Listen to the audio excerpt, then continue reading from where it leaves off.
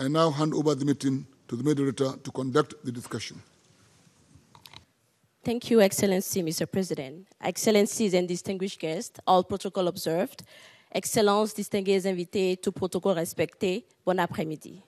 I'm Joanie Bewa. I'm a physician and researcher from Benin Republic and one of the young leaders for the Sustainable Development Goals appointed by the UN Youth Envoy Office.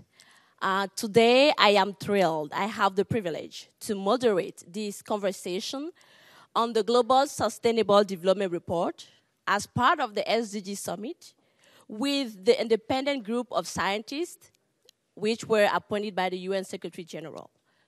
As we all know and are aware of, our present, our future are at risk. We are literally under attack. There is a certain sense of urgency, of collective and inclusive action that are needed. Sustainable investment, innovation, partnership, if we want to reach the Sustainable Development Goals. We may also objectively try to assess our progress and measure how well we are doing.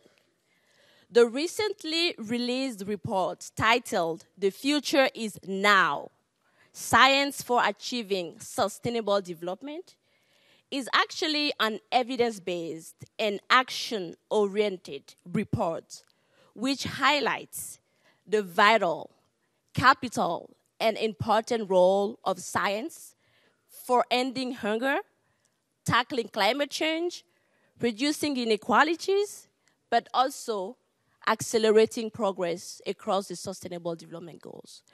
So this afternoon, I have this immense privilege to introduce Dr. Peter Messerli, Dr. Enda Muninitias, Dr. Unmin Kim, and Dr. Davis Smith.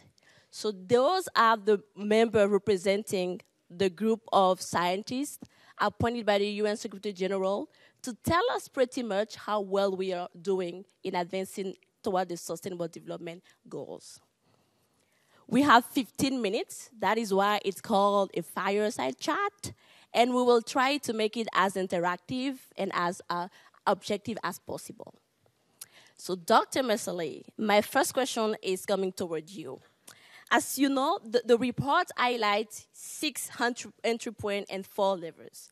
And we are really interested. I'm sure everyone in this room would like to know what are the key overarching messages of the report and what can be the systematic entry point if we want to balance human progress, social stability, and of course, environmental stewardship.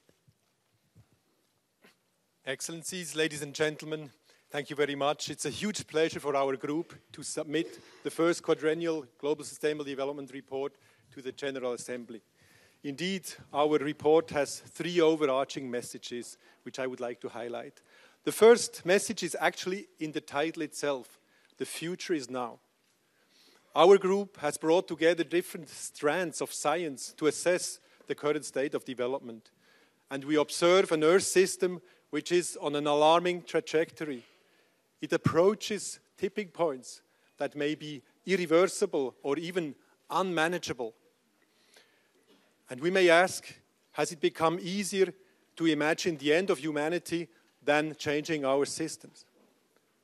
Our GSDR shows how we can use the Agenda 2030 to address those pressing problems of our times and to close the gap between what we know and what is being done. In the next years, we still have this unique opportunity to manage these transformations intentionally, being based on knowledge and on societal agreement. Our second key message relates to the implementation of the 2030 Agenda. And forgive me, but it reminds me sometimes of solving the Rubik Cube when I was a kid. When I try to bring my favorite color to one side, it changes the patterns on the other sides, for the better or for the worse. And this also applies to the 2030 Agenda. If, for example, if we decide to scale up the current food systems to feed 8 or 9 billion people, we do a lot of good. We create jobs and livelihoods, and we lift people out of poverty. but it also results in an increase of 90% of greenhouse gas emissions and 50% of farm area. We live in a world which is connected across all countries, and so are the SDGs. They are connected across the sectors, between the countries, and between global levels and local realities. So we cannot progress if we continue ticking off single SDGs and we don't address the trade-offs and use the benefits. And my last key message that I would like to highlight is we need to have a plan how to accelerate action. And the solution to this puzzle lies in what we want to achieve on the 6 sides. And our evidence is very clear. We need to achieve a new relationship between people and nature. And we identify 6 entry points on which we must focus. It's the food systems, it's the decarbonization of energy and access to energy, it's how we consume and produce, and it's the urban system. And at the same time, we also need to enhance human well-being capabilities as well as securing the environmental commons. If we focus on these entry points and if we address the trade-offs and take the hard choices between winners and losers, then we are convinced we can multiply impact and we can accelerate transformation exponentially. And that's where the GSDR offers knowledge on 4 levers that can have this change. Thank you, Dr. Peter. Yes, he deserves an applause. I think it was really clear, and with the example that you gave, we can have a clear idea what you're talking about. And I will piggyback on that and go back to Dr. Kim. How can we, using the allegory of Dr. Messerli, how can we actually make sure that we bring together this color, the red, the yellow, the green, without increasing inequalities, without worsening social and economic inequalities? Thank you very much. Before I talk about some solutions, let me highlight some key findings from our report. First, we find that rising inequalities are one of the 4 areas where we're actually going backwards, including climate change mitigation, biodiversity, and ecological footprint. Second, I want to highlight that inequalities and opportunities in inequity in outcomes have made it impossible for many people to enjoy the fruits of economic and social development. And these people, unfortunately, are found in very concentrated areas and among people with multiple forms of inequality, leading to multidimensional poverty. These are women and girls, persons with disabilities, indigenous people, among others. Third, we note with great alarm that gender inequality has been persistent and prevalent in both developed and developing countries. Gender inequality is often compounded with other forms of inequalities, limiting the opportunities and capabilities of girls and women, making it impossible for them to escape poverty in their generation, and often leading to intergenerational poverty and inequality. If we do not and cannot tackle gender inequality, we can never achieve the SDGs, leave no one behind. Now let me try to provide some solutions or recommendations.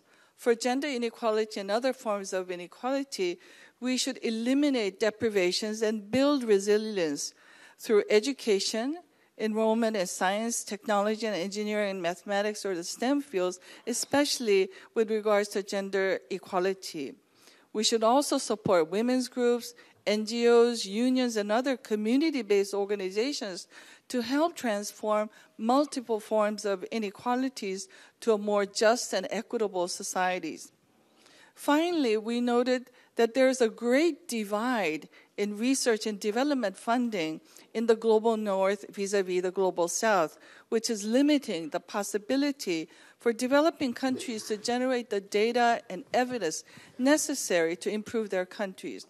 The global south has an obligation to help the global south to have their own higher education, STEM fields, and we should use official development assistance and other forms of support from the private sector, businesses, civil society organizations, foundations, university, and others, and each and every one of us, so that the people in the developing countries are able to own their own destiny, implement sustainable development, and realize the SDGs.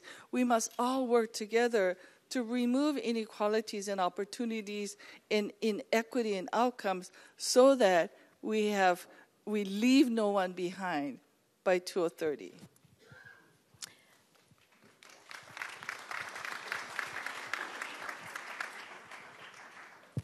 I think you highlight a very important point, mentioning that inequality is still persistent, both in developing and in developed countries.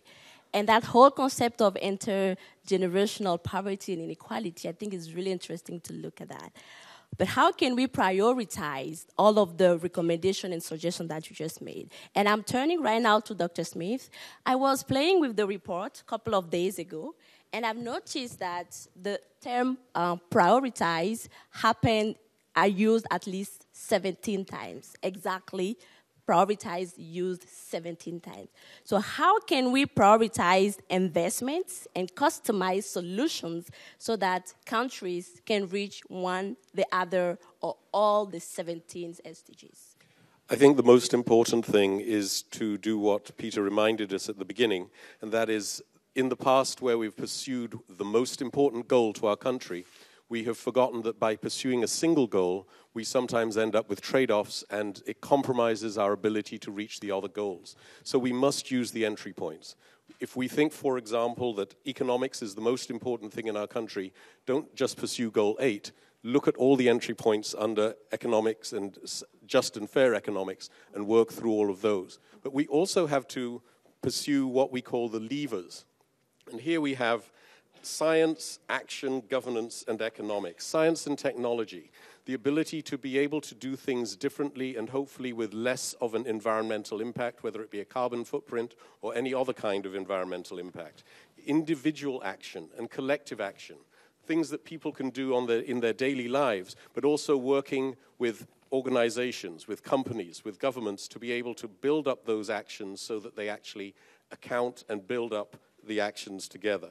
Governance, without working at governance at all kinds of different levels. Yes, national governments and regional organizations, but governance all the way down to civil level, we're not going to get through with the kinds of activities we want to do. And we've got to also make sure that the Sustainable Development Goals involves economics at every turn. So it's a slightly different way from the way we may have thought about it before. We've got to bring everybody together, literally working together along these 4 different levers and apply those levers to what we think are the most important things. Some countries will have ideas about different applications that are most important for them. The key, though, is whatever you choose, apply the goals. This is particularly important for small island developing states and least developed countries because we have very little resources that we can't afford all the trade-offs by going after a single goal approach as we may have been doing in the past. The other thing to reiterate is with international cooperation, not just with governments, but also with private sector and with science, we can share the knowledge that allows us to solve the problems. Our problem is not that we do not know the solutions. It is that very often we haven't shared that knowledge with each other and we have not moved on the basis of what we know that we can do. Thank you so much, Dr. Smith. Yeah. I think one critical point that you highlighted is we don't need to work into the one SDG or one goal approach anymore. But more importantly, we need to look at international cooperation and also see how we can use, share, and translate the knowledge into action. And this is a great transition to go back to Dr. Enda. As a researcher myself and a scientist, I know how we can make data talk. But do we really use data, or do we really make data, science, and research talk? So my question to you is, how can we really strengthen the interface, the collaboration between science and policies, and translate evidence, knowledge, to actions? Thank you very much. I think I wanted to reiterate 2 key messages, or 2 points to take away to the national level, and 3 ways of improving the science policy interlinkages. 2 takeaways. The first one is it's really, we cannot really implement 17 goals one by one. Peter rightly mentioned about when you wanted to move the yellow color, it will impact the green color and also the other color. So this is very important that we have to do it in a systemic approach. Second, we really have to manage the trade-off and also maximize the co-benefit. And we can use science to do this. And so there are 3 ways that we need to strengthen the science policy interface and recommend it in this report. First one is use the 2030 agenda as a shared compass for every stakeholders in the country, for government, for private sector, for scientific community, CSO, and also all of the community. As an agenda to use all the existing knowledge to find ways, evidence-based policy for SDG implementation. And second, what's important for use that as a shared compass is to localize pathways, to localize the 6 entry points, because that one is not one-size-fits solution. So localize the context is very important. Second is to improve science sector by nurturing sustainability science. Use multidisciplinary science for SDG, scale up sustainability science, and transform scientific institutions towards and engage in knowledge production for sustainable development. And more importantly, is for education institution at all levels, and especially at the university, to incorporate all of the high quality and theoretical and practical oriented course on sustainable development. This is very important for the next generation. And last, all stakeholders, government, private sector, science community, society, and also civil society should rethink about their partnership and create experimental spaces for collaboration on transformation pathway. And of course, this has to be connected to the global action to ensure that we achieve 2030 agenda on time. Thank you very much.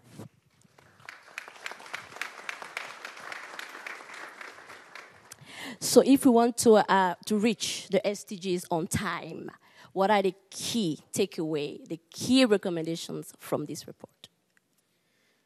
The GSDR as a process has allowed us to bring our knowledge or our proposal about accelerated action to the UN highest bodies. And we're humbled that our sometimes not very diplomatic voices have been heard. But while we hope that the UN will continue to lead by example, it's key that the countries bring our recommendations to the ground. And we feel that governments must work towards these transformations by using the systemic entry points within the next 4 years. We believe that they need to reinvent the coherence and the collaboration between different ministries, between the domestic and foreign policies and how they collaborate with other countries. But we also show that countries cannot do it alone. We recommend that in every country we establish so-called SDG knowledge platforms where the policy sector can reach out and meet the private sector, financial sector, civil society, and science. In these platforms, they should be able to exchange, design, and most importantly, test and experiment with new innovations that fit their countries. And of course, knowledge is at the basis of any of such innovation, and we need to solve 2 important shortcomings. On the one hand, we need to enhance the focus of science towards exploring pathways to sustainable development. And on the other hand, it has been said, we must rapidly boost the unequal access of developing countries to data and scientific capacities.